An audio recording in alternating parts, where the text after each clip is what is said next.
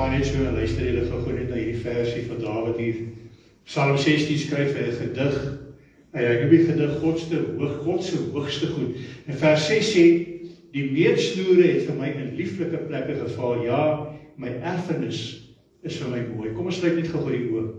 Dierbare Vader, ons aandag word so maklik afgelei, of dit nou negatiewe dinge is, of dit positiewe dinge is, waar ons nou hier so staan, en miskien dink aan dinge by die huis, of ons dink aan ons probleme, ons finansies, of ons dink selfs aan positiewe dinge, alles behalwe waaraan ons op hierdie stadium aandag moet gee.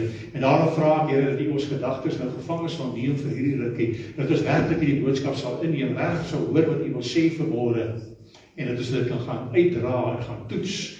Meetsnoere is wat gebruik is om 'n grond basies uit te meet, verwys waar jou gedeelte gaan wees. En wat Dawid nou hierso sê is, die grondgebied wat hy geërf het, dit wat hy gekry het is vir hom mooi. Dit val vir hom op lieflike plekke. Met ander woorde, hy is tevrede hoe dit lyk, hy is tevrede waar dit is en al die tipe van dinge. So ons praat vanmôre hier van 'n erflating. En dis waarvan Dawid ook praat. Nou, oorlede pastoor André Langenhoven was baie lief geweest om te sê, dat as hy nou sterf, dan is sy adres Goudstraat 1B. Goudstraat 1B. En as jy ook nog gevra, hoekom Goudstraat 1B? Dan het hy gesê, want Jesus gaan woon in 1A, en hy wil reg langs Jesus bly. Hy wil naby aan Jesus wees. Ja. En nou neem ek aan, hy praat van skakelhuisies, né? Soos hierdie 3 woonstelle hier oorkant, hulle is in nommer 9A, 9B, 9C, ons almal mekaar gebind. So hy wil gebind wees aan Christus, en dis waar hy wil bly. En dan het ek nou maar altyd gesê, okay, ek moet nou maar seker die volgende keer sê, ek sal nou 2A vat, ek sal nou maar ander kant die eerste ding, maar 'n ander ding is baie keer sy erflating die rede vir groot twis, groot dinge. Ek het weet hierdie boodskap het nou opgekom toe ek baie gehoor het van twis, hoe broer klei oor 'n erflating, of selfs se kinders neem het om dit voor die tyd miskien weet wat hulle gedeelte is wat hulle kry. Daar is byvoorbeeld baie keer dat jy miskien 'n titel geërf, 'n koningskap, veral in die ou dae het hulle gepraat van die erfgenaam, gewoonlik die oudste seun gewees, wat of alles geërf het of hy die beste deel geërf. As jy nou Rigters 9 gaan lees, sê lees van Abimelech. Nou Abimelech was die seun van Jerubbaal, maar hy het 70 ander broers gehad. En hy het die ander 70 broers op die bos gelei, hoe? Sodat hy hulle kan doodmaak.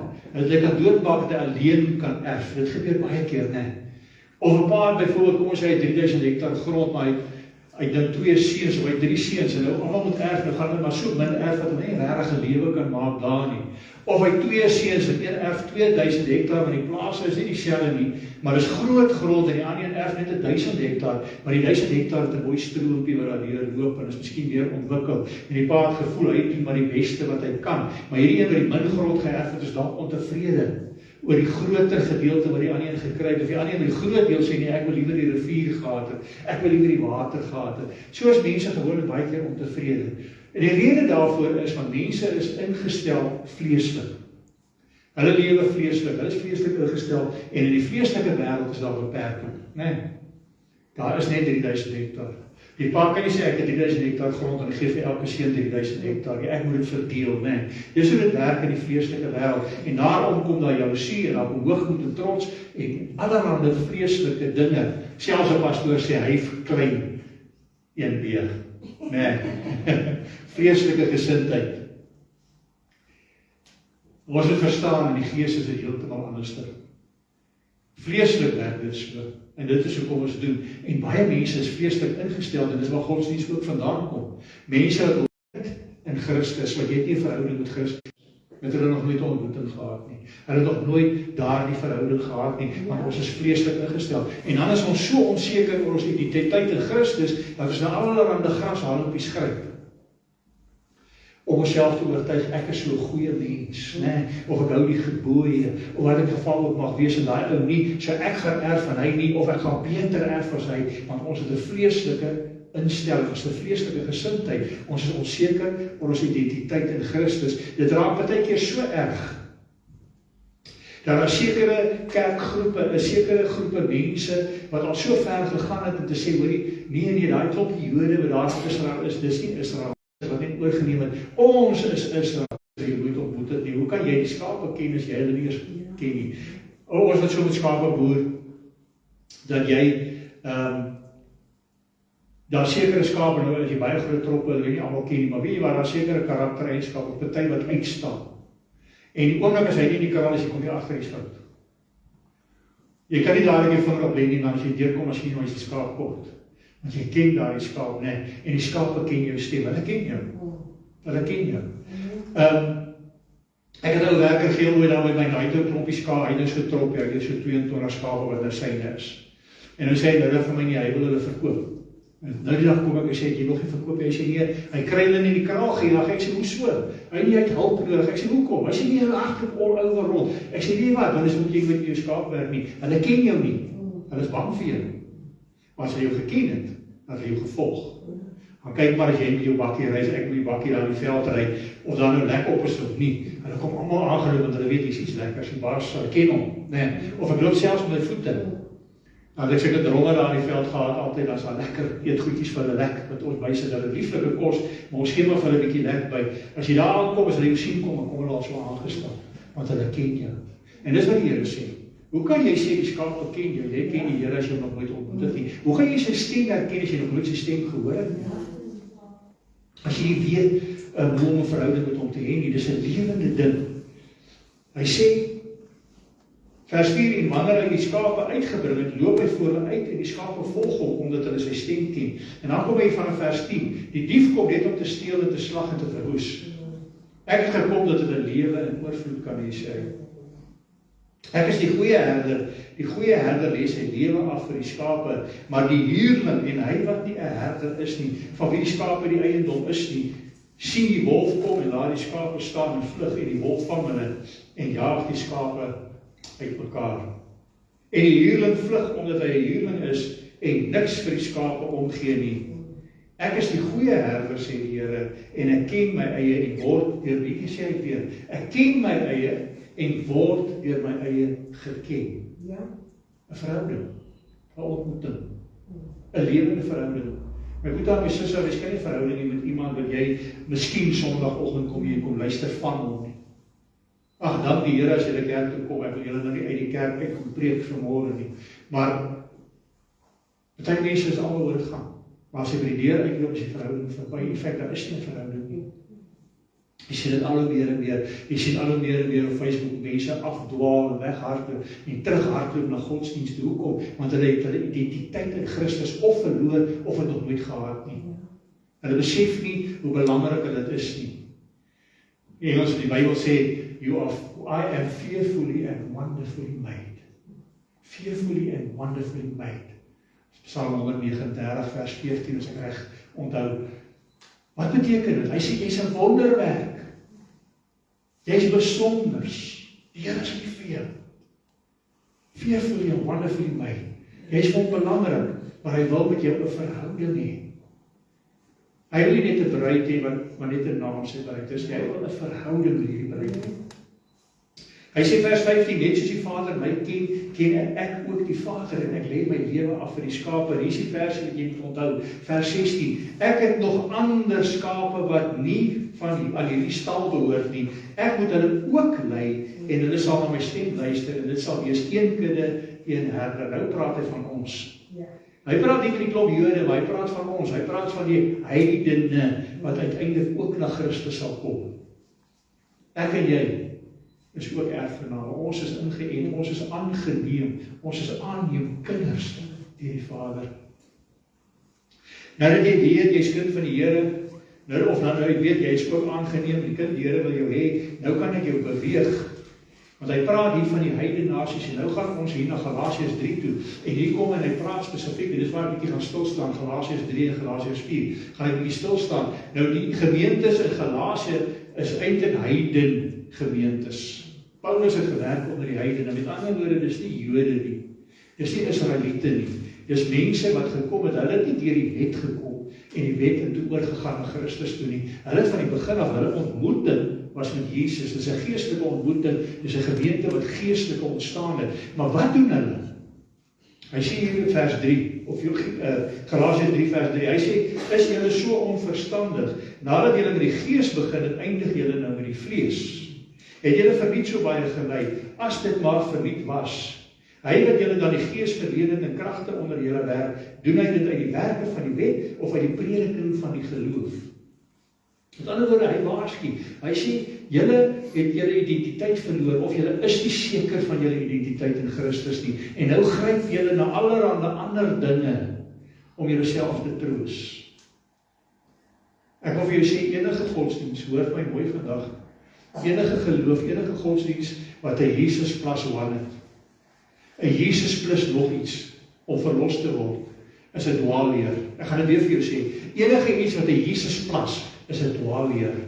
Die Here Jesus sê in Johannes 14, vers 6, ek is die weg, die waarheid en die lewe. Niemand kom na die Vader behalwe deur my en deur hom alleen. Dis hoekom hy gesê het, jy mag naas my geen ander gode dien nie. Weet jy dat selfs die wet kan aan God wees? Onthou net, ek praat nie anti-wet nie, julle gaan nou mooi hoor wat ek probeer sê. Dit gaan oor Christus, omdat ons so swak was. Hy het aan die kruis gesterf vir my en vir jou. Goed, ek lees verder in Galasiërs 3 vanaf vers 10. Want almal, hoor mooi, wat uit die werke van die wet is onder die vloek.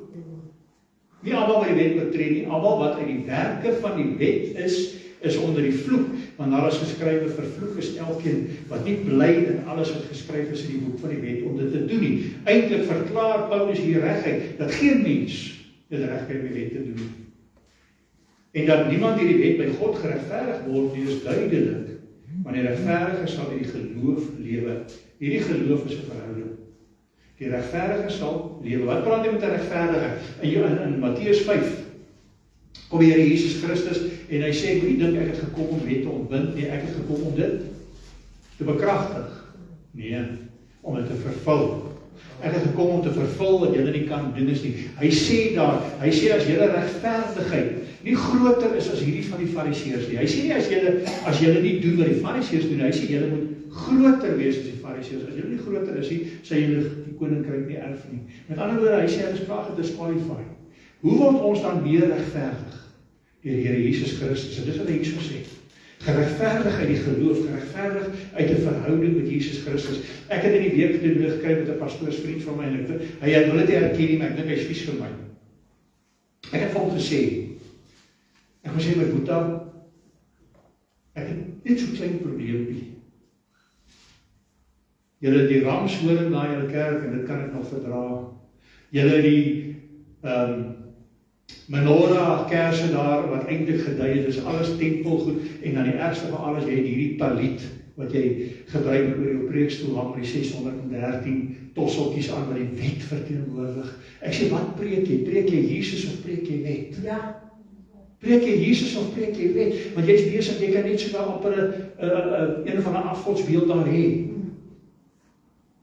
Daar is net een teken, dis die kruis. En dis nie die kruis waar Jesus gesterf het nie, maar dit is die teken. Dit is die verteenwoordiging om te sê, ons glo dat die vloek van die wet is aan 'n stuk hout vasgespijker. En dis wat hy so sê. Hy sê dat niemand deur die wet by God geregverdig word, is duidelik, want die regverdige sal uit die geloof lewe, maar die wet is nie uit geloof nie, maar die mens wat hierdie dinge doen sal daardeur lewe. Christus het ons losgekoop van die vloek van die wet, deur vir ons 'n vloek te word, want daar is geskrywe, vervloek is elkeen wat aan 'n hout hang. Sodat die seun, hoor mooi, sodat die seun, wat is die seun van Abraham? Kom ek vertel dit gou vir jou voor ek verder lees, want ek wil nie hê julle, ek is 'n teacher, ek is 'n leraar, ek wil hê mense moet dit mooi verstaan. Die belofte van Abraham, eintlik die wet niks te doen daarmee nie. Julle het ooit so daaroor gedink. Dis iets wat baie lank daarna gekom het. God het 'n belofte aan Abraham gemaak. Gelofte, en wanneer hulle gelofte afgelê het, dan het hulle diere doodgemaak, hulle deurgesaag, en hulle so die weerskante van die paadjie gelê, en dan al twee hierdie konings of hierdie ouens wat 'n ooreenkoms wat hierdie kontrak aangaan, dan loop hulle tussen hierdie diere deur, dan is hierdie gelofte nou bindend. En die idee is dat as een van die ouens hierdie ding wil verander, of wil nie nakom nie, dan moet hy doodgemaak word en dan deurgesaag word. En God kom en hy sê vir Abraham wat te doen, en God loop tussen die deur. En hy sê, ek maak 'n gelofte. Wat is die belofte? Dat uit jou uit, die saad uit jou uit, gaan 'n groot volk word, maar eintlik is die saad Jesus Christus. Jesus, die verlosser, gaan uit jou uitkom. Dis die belofte. geen wet nie, daar is een reël ingestel uit die besnydenis van die seun en dit dui op die Christus en die besnydenis. Ons is nou met Christus besny, want die besnydenis van die seun op die 8ste dag het gedui op Christus Jesus wat die dag na die 7de dag sou opstaan uit die dood uit, wat manlik is, en in hom is ons nou besny. Dis al. Maar die wet het hoeveel jare later wel, baie jare later is Isak gebore, toe is Jakob gebore, Jakob is Israel, uit Jakob kom wie? Uit Jakob kom die 12 seuns, waarvan Josef in Egipte beland. Nee, jy ken die verhaal van Josef, wat daar was, en hy het 'n groot sterk man geword in Egipte, en hy laat sy pa en sy broers kom, en vir 430 jaar bly hulle in Egipte. En dan is onder die Egiptiese reëls, daar is niks van die wet nie. Eers na Jesus hulle uit die wet, uit die Egipte uitlei in die woestyn, toe gee hy vir die wet, en daar is 'n rede hoekom hy vir hulle gee. Maar die wet het niks te doen met die belofte nie. En nou kom hy en hy sê hierso, hy sê, hierdie wet moes vervul word, hierdie wet moet klaargemaak word, sodat die heidene wat nie onder die wet is, ook by die Here kan kom. So ek lees dit gou weer vir jou, hy sê, Christus het ons losgekoop van die vloek van die wet, deur vir ons 'n vloek te word, want daar is geskrywe, vervloek is elkeen wat aanhou daaraan, sodat die seun van Abraham na die heidene kan kom in Christus Jesus. Met ander woorde, in Christus, nie die wet nie, in Christus Jesus, en dat ons die belofte van die Gees deur die geloof kan ontvang. Hierdie belofte wat aan Abraham gedoen is. Broeders, ek spreek menslikerwys, selfs 'n Mense Testament met bekragtig is, maak niemand tot niet of voeg daaraan toe nie. Met ander woorde, wat probeer hy sê, hierdie belofte wat gedoen is, jy kan dit nie wegvat nie, en jy kan nie daaraan toevoeg om dit te bekragtig nie. Die wet is met 'n ander rede daar gesit. Hy sê, nou is aan Abraham die beloftes toegesê en aan sy saad. Hy sê nie aan die saade asof dit op baie sien nie, maar op die een, en aan jou saad, dit is Christus. Nee? Dis die saad wat daar uitkom. Dis dieselfde saad wat hy sê vir die slang daar in die tuin, toe hulle klaar gesondig, toe sê hy wat? Daar sal vyandskap stel tussen jou saad en haar saad. Haar saad, dis Jesus, sal jou die kop vermorsel, en jy, jou saad, sal hom aan die hakskeen byt. En dit het gebeur toe Judas Jesus verraai het. Aan die hakskeen gebyt. En Judas is nie die saad, nie die bose gees in Judas is die saad. Met ander woorde, sonde is die saad. Goed. Met ander woorde, dui alles op Christus. Hy sê vers 17, maar ek sê dit, die wet wat 430 jaar later gekom het, maak die verbond wat deur God in Christus van tevore bekragtig is, nie kragteloos om die belofte tot niet te maak nie. Die wet kan daai belofte nie kragteloos maak nie, maar dan is God een wat 'n ooreenkoms verbreek, hy sal dit nooit doen nie. Hy sê vers 18, want as die erfenis uit die wet is, dan is dit nie meer uit die belofte nie. Met ander woorde, as Christus mos nie meer nodig nie. Maar God het dit aan Abraham deur 'n belofte genadiglik geskenk. Met ander woorde, dit kom uit genade, jy kan dit nie verdien nie. Dis wat 'n erflating is. 'n Erflating kan jy nie verdien nie. Daar's ouens wat probeer, né? Die een seun sal nou sy pa se voete omtrent soen en alles doen. Ja, papi, nee, papi, met die hoop dat hy nou die beste erfporsie sal kry. Ander een is weer die rebel. Hy sal weer die pa op 'n skuldgevoel plaas, né? Jy gee nie vir my om nie, wat ook al. En dan kon jy dan hoop hy die pa sal nou bewys dat hy lief is vir die kind weer vir hom die beste erfporsie te gee. Ons probeer, en dis wat godsdienstiges ook doen. Hulle probeer, omdat hulle identiteit in Christus nie is nie, omdat hulle identiteit in Christus nie ken nie, omdat hulle nog nooit 'n ontmoeting gehad het nie. Want ek wil vir jy, as jy 'n ontmoeting gehad het, kan niemand jou die hand van die Here uittrek nie, hoor. Omdat hulle dit nie het nie, omdat hulle onseker is, nou kom hulle en hulle wil dit verdien. Hulle wil dit verdien. Kan dit nie verdien nie. Kom uit genade. Nou is die vraag, wat beteken die wet dan? Vers 19. Wat beteken die wet dan? Dis bygevoeg weens die oortredinge. Wat het hier gebeur? Ekskuus dat ek so stil staan, ek wil nie een ding moet jy nie verstaan nie. Die oortredinge van wie? Van Israel. Israel is vir 430 jaar in Egipte. Met ander woorde, hulle is onder die Egiptiese leierskap, hulle is onder die Egiptiese wet. Hulle is, met ander woorde, hulle doen so die Egiptenare sê, hulle het hulle self nie regeer, die Egipte het hulle regeer. En nou is die skielik, hulle is soos 'n klomp klein kindertjies. Hulle is op erfgename. Nee, hulle gaan die koninkryk erf, hulle is erfgename, die erfgename is saam met Jesus Christus. maar hulle kan dit nie hanteer nie. Dis ook mense wat jy stel 'n tugmeester of jy stel 'n eksekuteur aan oor 'n boedel, of jy stel voogde aan, om daai kindertjies in die boedel te beskerm, totdat hulle gereed is vir die boedel. Hier kom hulle is wetteloos, hulle is trouweloos, hulle ken nie. Nou moet die Here vir hulle 'n bietjie inperk, hulle gee vir hulle reëls. Met ander woorde, hy sê dis bygevoeg weens hulle oortredinge, maar daar's 'n vervaldatum, hier staan totdat. As iets sê totdat, dan beteken dit 'n vervaldatum. Hy sê totdat die saad aan wie die belofte gedoen is sou kom, dis Jesus. En dit is deur engele beskik deur tussenkoms van 'n middelaar, nie net vir een nie, maar God is een. Hy praat hier van die ander middelaar wat sou kom. Die middelaar is Jesus, want hy kom in die plek van die wet. Om ons middelaar te wees tussen God en ons erfenis. Vers 21 is die wet dan teen die belofte van God? Nee, stellig nie. Ek sê weer, daar was Jesus nie nodig nie. Vers 22, maar die skrif het alles ingesluit onder die sonde, die geloof in Jesus Christus aan die gelowiges. Maar voordat die geloof, met ander woorde voordat Christus gekom het, is ons onder die wet in bewaring gehou.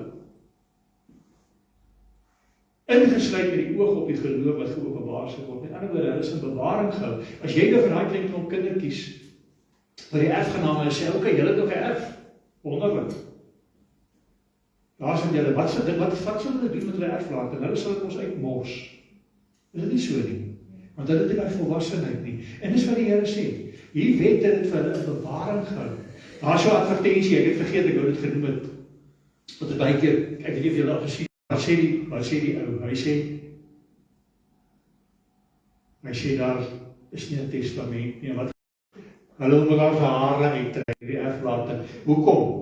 Want daar's nie 'n tugmeester nie, daar's nie 'n reël nie, daar's nie iets gegee nie, daar's nie 'n testament nie. En die Here se testament sê ek het 'n tugmeester wat eers die wet is, maar nou kom Christus Jesus. Met ander woorde, dis eintlik om julle te beskerm. Die wet is daar om hierdie Jode te beskerm totdat Jesus sou kom. Totdat ons in Christus sal wees. En wat kom doen Jesus? Hy gee vir jou sy Heilige Gees. En daardie Heilige Gees kan in jou werk net as jy jou hart vir Jesus gee. En dan kan hy jou verander. Dan kan jy die pad van heiligmaking. Ek het ook 'n ding in die week waar ook gegaan het en baie verse opgesit en gesê, dis asof hy wil sê sonder heiligmaking as jy nie weergebore nie. En ek het so 'n bietjie terug so 'n paar preke en 'n bietjie die gedagte tussen, maar luister gou mooi wat die Gees van die Here sê. Hy sê, onthou Jesus sê vir Nikodemus, hy sê as jy nie uit water en gees gebore is, sal jy God nie sien nie. Nou ons is almal uit water gebore, ons is uit ons moeders gebore. Maar toe jy gebore is, ek sê altyd vir die kinders toe ek uit die kraamsaal uitgeloop het, het ek my matriek gaan skryf en my kaartjies gekry, maar dis nie die waarheid nie. Jy's 'n babatjie wat versorg moet word en jy moet opgevoed word sodat jy die lewe kan ingaan. En baie mense word nooit groot nie want hulle ouers voed hulle nie reg op nie. Ons is veronderstel om opgevoed te word. So jy is gebore, maar nou word jy voorberei vir die groot mens lewe. Dis dieselfde met wedergeboorte. As jy werklik jou hart vir die Here gegee het, as jy sonde verstaan, want sonde is nog steeds sonde, hoor mooi. Ek het ook met hy pastoor gepraat oor sonde, hy is ook nie gelukkig daaroor nie. Hy vertel vir my hy het in 'n myndorpie gegaan en begin was sy kerk baie groot, maar toe hy begin sonde preek, het hierdie mynders almal uit die kerk uit. Toe sê ek, ja, maar hoe preek jy sonde? Ons moet versigtig wees daaroor. Sonde is sonde, maar die oortuiger van sonde is eintlik die Heilige Gees. Johannes 14:15-16. Hy is eintlik die oortuiger. Ons moet eintlik nie vir mense sê dat sonde nog sonde is, en die 10 gebooie is 'n goeie riglyn van wat sonde is. Maar ons moet mense kry om 'n ontmoeting met Jesus te hê. Om werklik te gaan sê, nee, ek is swak. En ek het Jesus nodig. En dan sal hy die oortuiging bring. En dan gaan jy die ophou sonde doen. En heiligmaking deurgaan, omdat jy bang as jy gaan in die maak, jy identiteit in Christus is vasgemaak. Dan is dit omdat jy hom nie meer wil. Jy wil hom nie meer bedroef nie. Jy wil die Heilige Gees nie bedroef nie. Jy wil hê die Gees die Here. Dis soos 'n verhouding met my vrou. Ek sondig nie teenoor haar, omdat haar reëls soos wat sê ek mag nie. Ek doen dit uit is lief vir haar. En ek wil haar behaag, en dit is my lekker as sy gelukkig is. En jy kan sommer jou vrou ook sien as sy gelukkig is, dan maak sy haarself mooi vir jou en al sulke goed, nee. Ja. Dis regtig so. Dis hoe 'n verhouding werk, en dis dieselfde met Jesus. Dan wil mense hulle sonde los, en dis die pad van heilig maak. Nou weet jy wat, jy loop by pad tot jy dood is. Jy loop by pad tot jy is eers heilig, as jy daar in die hemel by Jesus aankom. Jy is nie hier heilig nie, hoor.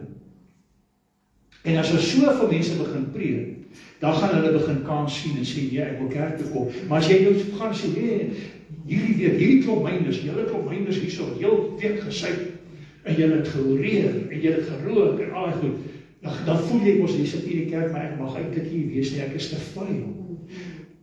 Dewald Gous, het julle Dewald Gous het show geniet, julle wat hier was? Ja. Okay. Goeie pel van my, maar hy het ook hier gesê, wat het hy gesê? Wat doen sonde? En daar is jy aandag, ek het ook al die aandag mee afgeweer. Wat het hy gesê? Hy het gesê, sonde maak nie dat hy nie gered is, maar sonde maak dat hy nie meer kan bid nie, want hy voel te skuldig. En dis die Heilige Gees wat jy oortuig. En dis wat die vyand wil hê, hy wil hê ons moet nie met die Here praat nie. Hy weet hy kan ons nie uit God se hand uitruk nie, maar hy wil hê ons moet nie 'n verhouding met hom hê nie. Nee, dit moet nie lekker wees nie. Ek het 'n vrou gehad in die Geriep gemeente. En daar's 'n tannie, die tannie hoes vreeslik, die tannie is baie siek. Ekskuus, ek het dit woensdag in die hier ook genoem. En sy kom uit vir gebed. Maar sy is 'n roker. Maar ek het nie gegaan en sê, tannie, jy is 'n roker gaan sit nie. Ek het gegaan. En dis ek ook, en die dag het Celia my gevra, soos jy bedien, ander kan, toe sê ek, hoor jy, so jylle met die vrymoedigheid, en sy bid vir hierdie, en ek sê vir haar, hoor jy, kom. En sy skud haar kop. Ek sê, maar kom bid, en sy kom bid. Maar sy bid vir die vrou, maar ek het geen warmte, geen opregtheid, geen conviction in haar gebed nie, né? Die woord van die Here sê, die gebed van 'n regverdige, ek wil amper sê, die hartstogtelike gebed van 'n regverdige dra veel krag, maar hierdie het geen krag, geen niks nie, daar's niks nie. En sy sê agterna vir my, hoe kan, pastoor, ek doen dit nooit weer nie, hoe kan jy, dat ek bid vir hierdie vrou rook dan? Wat sê 1 Johannes 5, vers 16? Hy sê, as jy iemand 'n sonde sien doen, bid vir hom, dan is jy verlore. Enige iemand wat nie by Christus uitgekom het nie is verlore. Iemand wat nie onder die bloed van Christus is verlore. Maar almal wat onder die bloed is, sukkel ook met sonde. En daardie geef krag. Wat doen die sonde? Wat sê Prediker 17:7? 17:7 sê, leef nie al te goddeloos nie. Met goddeloos beteken nie sonder God nie, beteken teen God se wil. Leef nie teen God se wil nie, waarom sou jy voortydig sterf? Al wat dit beteken nie jy gaan hel toe gaan nie. Dit beteken dat jy gaan dalk gouer by Jesus uitkom, né? Jy gaan dalk gouer, hallo, luister julle vir my, gouer by Jesus uitkom. Omdat jy sonde doen, maar die sonde kan jy nie van Jesus af vat nie, hoor. Leef nie al te goddeloos nie, waarom sê jy voortydig sterf? So ja, hierdie vrou het 'n siekte, en so mense probleme as hulle te veel drink, of hulle te veel rook, of hulle doen hulle sondige dinge, daar is 'n gevolg hier op aarde. Maar as jy sonde bely is, en jy is besig om te struggle, jy erken dit as sonde, dit belyde sonde, wat vir Jesus, sodat ons geregverdig kan word in verhouding met Christus, nie geregverdig uit die wet nie. Maar nou dat die geloof gekom het, is ons nie meer onder die tugmeester nie, want julle is almal kinders van God, deur die geloof in Christus Jesus. Want julle almal wat in Christus gedoop is, het julle met Christus bekleed. Weer doop. 'n dominee van een van die Hoofstroomkerke het 'n lang ding op Facebook gesit oor die doop. En oor kinderdoop en grootdoop en so aan, en hoe kom hulle dit doen, en hoe die mense hulle kindertjies wat doop het, tog nie gered moet word nie. Né? Die doop is 'n getuienis. As ek nou in die openbaar loop en ek wil my vrou in die openbaar of druk nie, dan is sy nog steeds my vrou. Né? Ek verloor my vrou, maar ek is skaam vir hom. Nee, of ek skaam te herken, sy is my vrou. Like so daai ouens waar loop in die mall, en sy vrou se hand so lekker vas. Nou kom 'n mooi poppie van voor, of as jy los hy skielike hand, en ek kyk hier in die venster, en dit moet nou lyk asof hy beskikbaar is. Nee, dan word jou hart behoort nie reg nie. Maar my hart behoort aan haar, so ek gee nie om liefde in die openbaar te betoon nie. En dis dieselfde met Jesus. As jy lief is vir meer, die doop red jou nie, maar dis jou openbare getuienis dat ek is lief vir Jesus en ek is nie skaam vir hom nie. Die Here sê, as jy nou vir my skaam, gaan ek my skaam vir jou by die Vader. Ja, ek is nie skaam nie. Daarom laat ek my doop. Dis hoekom ek ook nie meer mense doop wat skelm gedoop word, maar die doop red hulle nie. Daar is mense wat vra, ag pastoor, doop my, maar so mag jy weet, dis net nie los of jy doop. Ja. Maar dis jou getuienis om te sê ek skaam my nie. Ek is anderster. Ek sê ek is verbind. Ek is word gedoop of jy laat jy doop. En maar as mense op 'n sertifikaat loop, dat jy die muur kan sit en sê, maar ek het my laat loop en ek laat almal dit sien. Nee, prys die Here. Goed.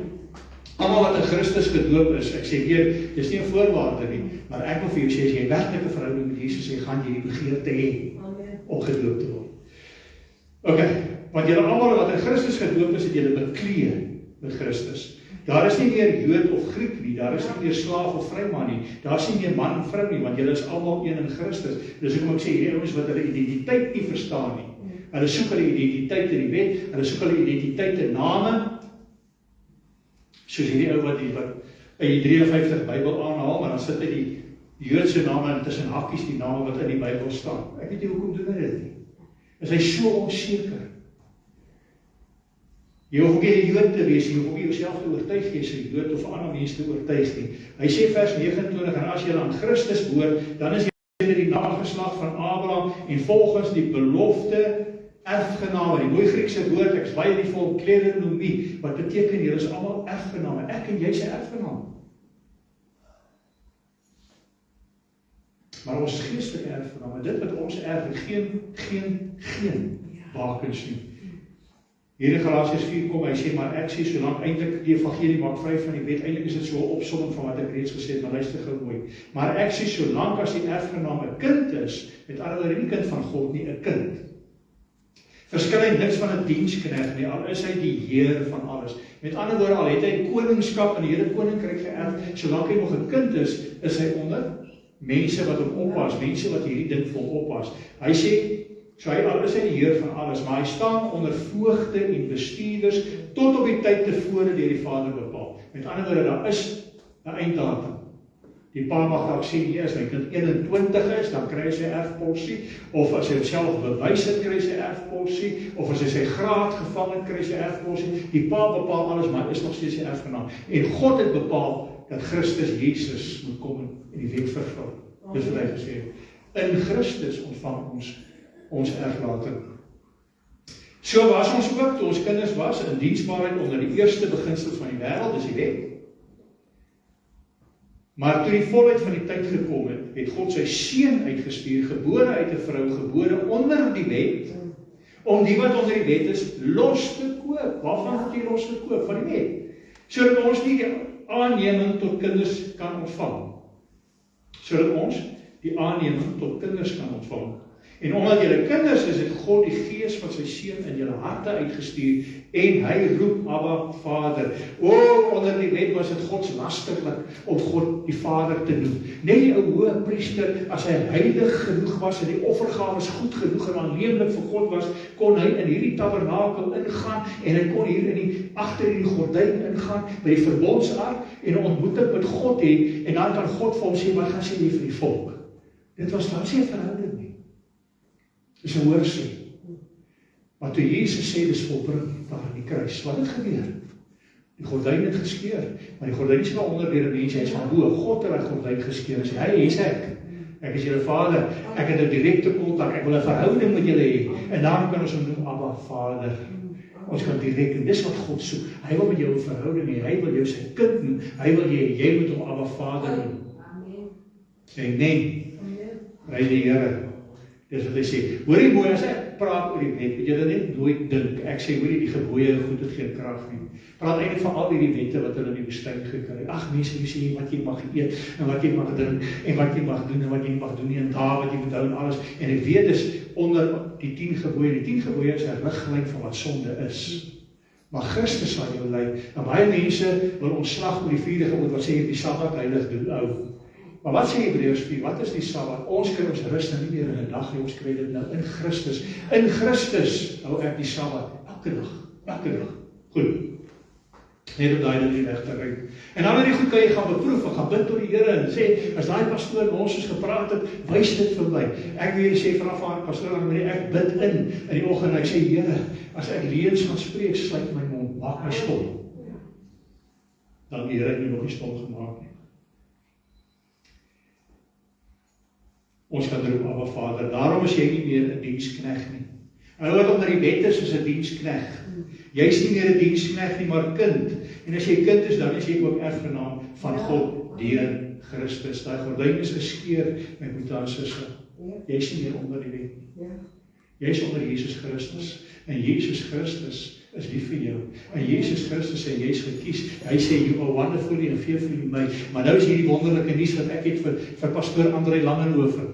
Nou, hy kan my nie hoor nie, hy is dood in die hemel, ons kan nie met die dooies praat nie, maar hy het 'n ontnigtering gekry. Weet jy wat sy ontnigtering? Of wat kom?